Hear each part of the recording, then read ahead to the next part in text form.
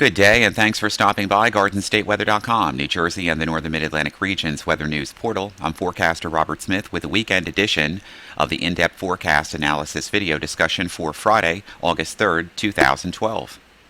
Beautiful Belmar Beach this morning, the waves coming in, and already we see some people getting on the beach, and it's going to be a hazy, hot, and humid day today. Temperatures getting well up into the 80s.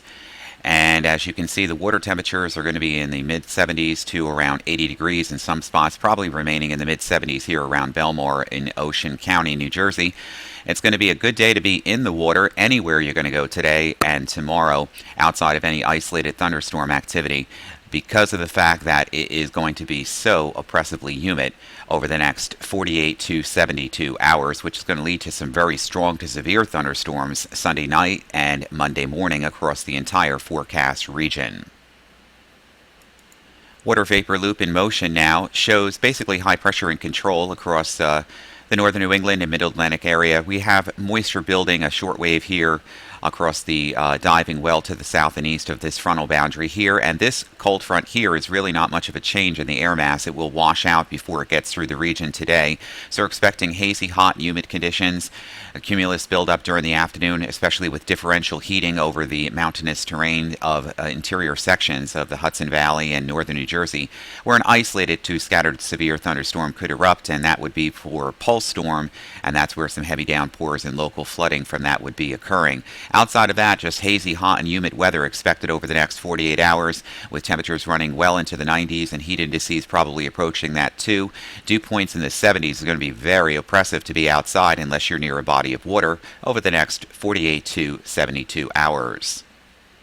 We don't have any small craft advisories in effect for the next couple of days, but that could change later Sunday or Sunday night as south and southwest winds ahead of a prefrontal trough and a very strong cold front ignite some very strong thunderstorms to our west on Sunday afternoon and Sunday evening before they make it through the region overnight Sunday and into Monday morning. And that's going to mean some power outages, probably some damaging wind gust down trees and perhaps even power lines and what have you, and some lightning strikes too. And we'll have to take a look at that in real time as we get through the weekend. Right now on Friday morning, it's 80 degrees and a hazy sunshine over New York City's Midtown Manhattan.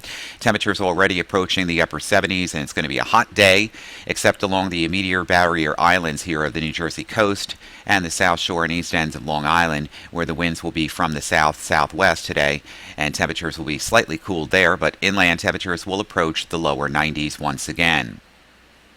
And these watches and warnings here are for heat advisories, and they're in effect for interior sections from Trenton down to Philadelphia and the northern Delmarva, where the heat indices could get probably into the mid-90s across the region during this afternoon and during Saturday afternoon too. But right now these advisories are just in effect until 8 o'clock tonight.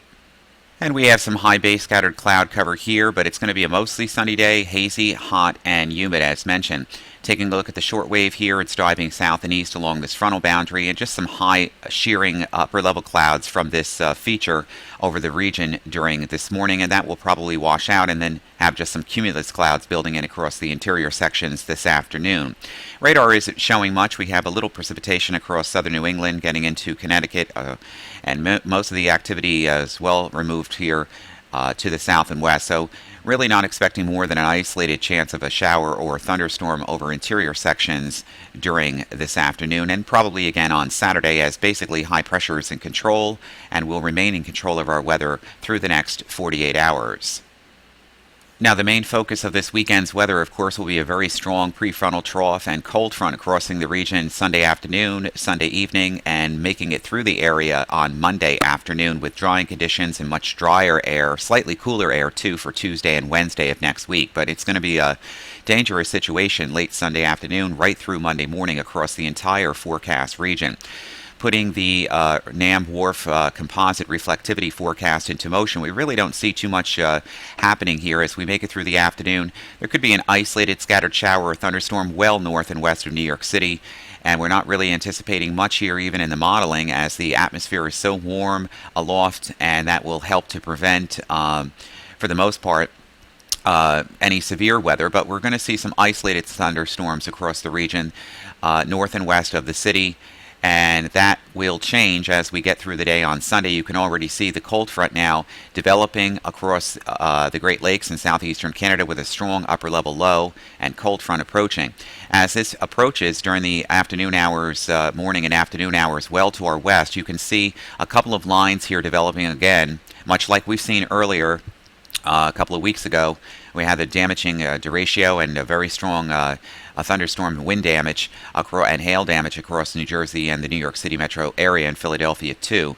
And this would be for Sunday afternoon. It will be mostly dry. There could be an outlier shower or thunderstorm early in the afternoon on Sunday, but the real threat for severe weather begins Sunday evening as this front makes its way through the forecast region, and we could probably see ignition of thunderstorms developing close to sunset across central and northern Pennsylvania down through Virginia and Maryland, and then these thunderstorms propagate east through northeastern Pennsylvania, the Poconos, the lower Hudson Valley, southeastern New York into Connecticut and Rhode Island, and northwestern New Jersey and into the city proper as we get into the morning hours overnight on Monday morning. And this cold front will slowly slug its way to the south and east. These storms could be quite severe with damaging wind burst in downdraft thunderstorms. We could see very, very heavy rainfall, which could cause flash flooding of small streets and urban highways and low drainage, poor drainage areas too in urban centers.